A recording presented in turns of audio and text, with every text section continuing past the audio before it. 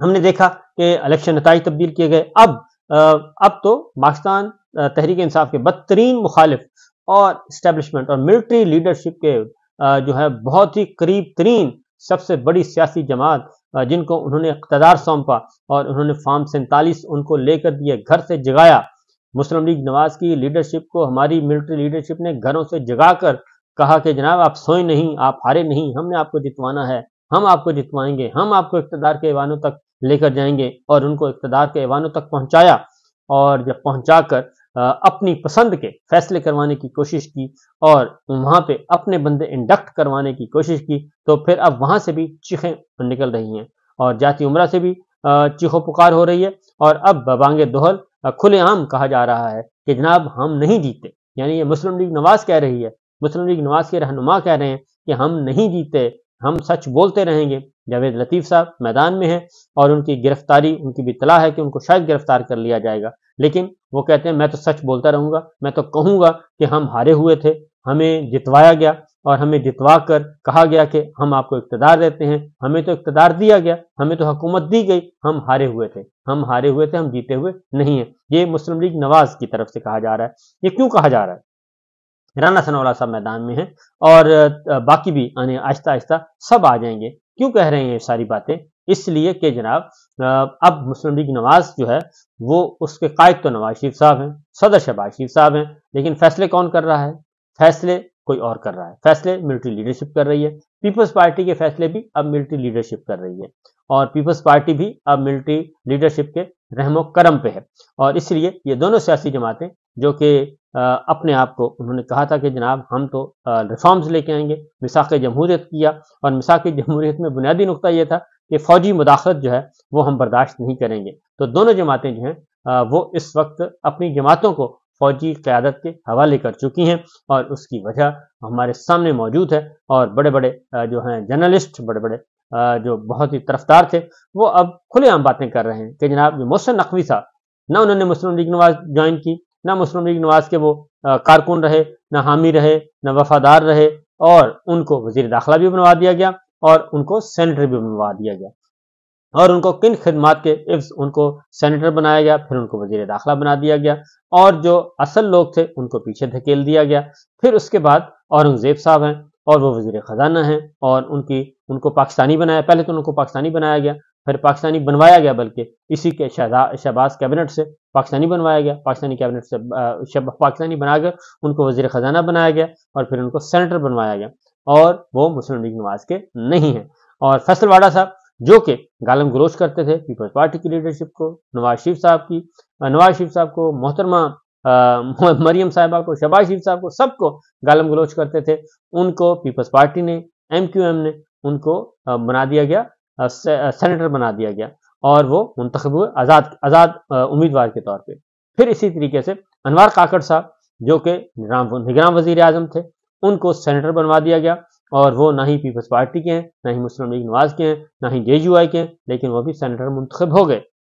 اور کن کے ووٹوں سے منتخب ہوئے؟ پیپلز پارٹی کے ووٹوں سے، مسلم لیگ نواز کے ووٹوں سے، جے یو آئی کے ووٹوں سے. ان ووٹوں سے وہ سینیٹر بنے. تو اس طریقے سے چار جو ہیں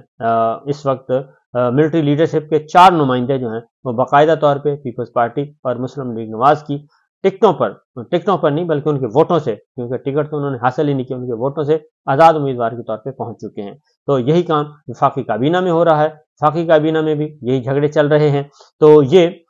اس کو آرٹیفیشل وے میں چلانے کی کوشش کی جا رہی ہے. بڑے بڑے اسکیم آ رہے ہیں، بڑے بڑے اسکینڈل آ رہے ہیں، مالیاتی اسکینڈلز کا دوبارہ سے رجحان شروع ہے. پچھلے مقدمات ختم کر دیے گئے، اربوں روپے مالیت کی کرپشن کے مقدمات وہ ختم کر دیے گئے، ختم کروائے گئے، اور ججوں کو کہہ کر کروائے گئے، عدلیہ کو کہہ کر کروائے گئے، دھمکیاں دے کر کروائے گئے، اور یہ سب کچھ ہوا. اور اس کے بعد اب نئی کرپشن کے سلسلے شروع ہو چکے ہیں. ابھی تک کوئی تردید نہیں آئی کہ جو والٹن ایئرپورٹ ہے لاہور کا پرانا، وہ 350 ارب روپے مالیت کا 50 ارب روپے میں کیسے فروخت ہوا اور کیسے دیا گیا. ابھی تک اس کوئی تردید نہیں، کوئی کچھ نہیں ہے، کیونکہ اس بہتی گنگا میں جو مال بناؤ بہتی گنگا ہے، اس میں سب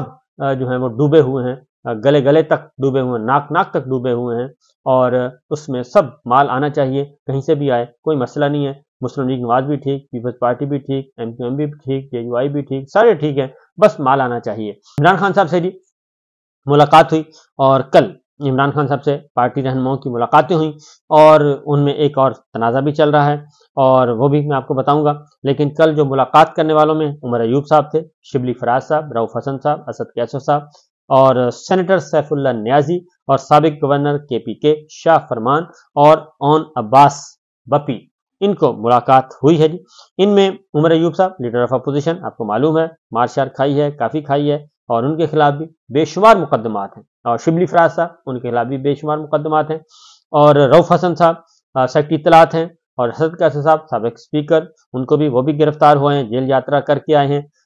سابق گورنر KPK شاہ فرمان صاحب وہ ایک سائڈ پہ ہو چکے تھے، انہوں نے سیاست میں حصہ نہیں لیا اور گورنر رہ چکے ہیں، اور بہت ہی قریبی سمجھے جاتے ہیں، لیکن انہوں نے کوئی ایڈورس ایکٹیویٹی میں حصہ نہیں لیا، PTI کے ساتھ رہے، خاموش رہے، لیکن PTI کے ساتھ رہے۔ اون عباس بپی وہ بھی جیل یاترا کر کے آئے ہیں اور ہو پوش رہے، اور انہوں نے ایک اعلان کیا تھا، لیکن اس کے بعد جو کچھ انہوں نے آ کے بتایا وہ بہت ہی دردناک تھا، اور سینٹ میں آ کے بتایا کہ کس طریقے سے چار دیواری کو پامال کیا گیا اور جو کچھ ان کے ساتھ ظلم ستم کیا گیا۔ تو یہ ملاقاتیں آج ہوئیں جی، اور سینیٹر سیف اللہ نیازی صاحب وہ بہت زیادہ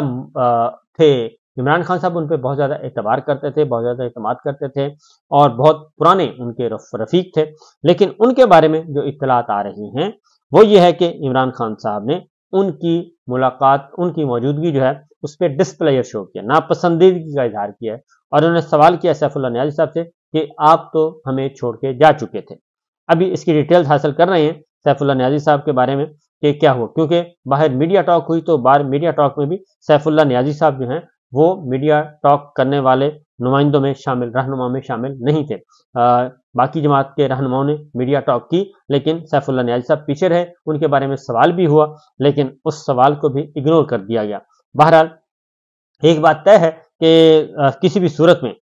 پاکستان تحریک انصاف کے چیئرمین عمران خان صاحب جو ہیں وہ کسی بھی صورت میں کوئی کمپرومائز کرنے کے لیے تیار نہیں ہے، نہ ہی پارٹی کے لوگوں سے وہ کسی کے ہاتھوں بلیک میل ہونے کے لیے تیار نہیں، اور جو چھوڑ کے جا چکے ہیں انہیں واپس لینے کے لیے تیار نہیں، اور ان کے بارے میں ان کی پالیسی بڑی واضح ہے، کیٹیگوریکلی وہ کہہ چکے ہیں کہ جن ایک جو ریڈ لائن انہوں نے کھینچ دی ہے کہ اس کے بعد اب کوئی واپسی کا امکان نہیں ہے۔ تو بہرحال یہ ایک چل رہا ہے، شیر افضل مروت صاحب کا بھی معاملہ چل رہا ہے، لیکن شیر افضل مروت صاحب جو ہیں وہ بڑے ہی منہ زور لیڈر ہیں۔ اصل بنیادی بات ہے ان کو میں مشورہ دوں گا کہ وہ تھوڑا سا ایک پارٹی ڈسپلن میں آ جائیں، کیونکہ پارٹی ڈسپلن میں رہیں گے تو ہی وہ ان کے معاملات آگے بڑھ سکیں گے۔ پارٹی ڈسپلن کو توڑ کر بہت مشکل ہوگا کہ وہ سروائیو کر سکیں پاکستان تحریک انصاف میں۔ اس کے لیے ضروری ہے شیر افضل مروت صاحب کو کہ پارٹی لیڈرشپ کے ساتھ جو باہر لیڈرشپ موجود ہے ان کے ساتھ بھی اپنے انڈرسٹینڈنگ ڈیولپ کریں، اور جو ٹاسک دیا جائے اس کو وہ اس کے اکارڈنگلی چلیں۔ اس سے پیرلل اگر وہ انہوں نے کوئی کام کرنے کی کوشش کی تو میرا خیال ہے کہ وہ ناکام ہو جائیں گے،